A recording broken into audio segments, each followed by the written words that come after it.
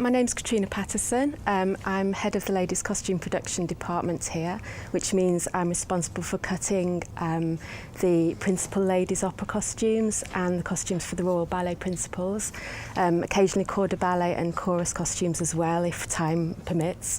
I oversee the fittings and see the costumes through to completion on first night. The process of making a costume for Don Giovanni would start with an initial meeting with the designer, Anna, and she would give me her designs and we'd have a meeting and I'd discuss with her her concept for the show, concept for the costumes.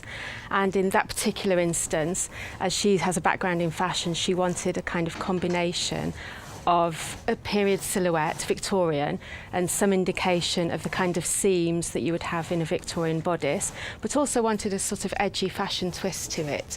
So after that meeting, I would look at historical pattern reference books, and some of the, she actually came with her own inspiration and some fashion influences that she wanted me to incorporate.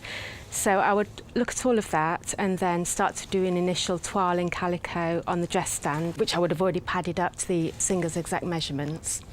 I work in calico first because I wouldn't want to cut straight into some of the actual fabrics that we have to make the costumes from. Some of them are really quite expensive.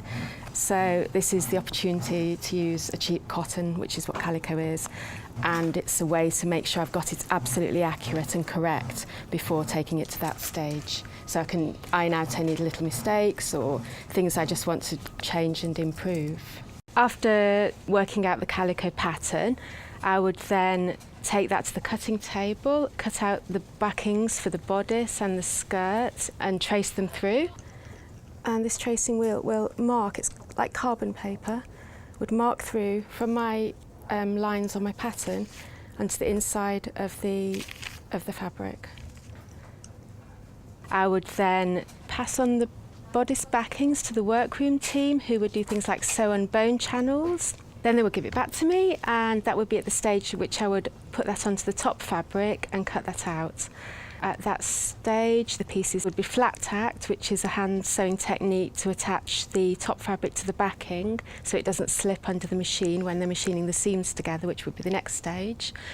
After the whole costume was machined together, the seams pressed out and so on, we would have an initial first fitting with the singer, which I would do any slight alterations, pin in any adjustments that needed doing.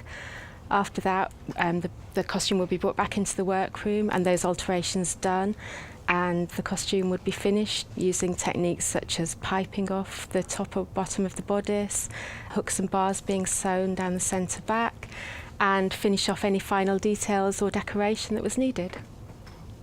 And here we now come to the final version of the original dress. You can see all the details I showed you in the prototype we were making earlier.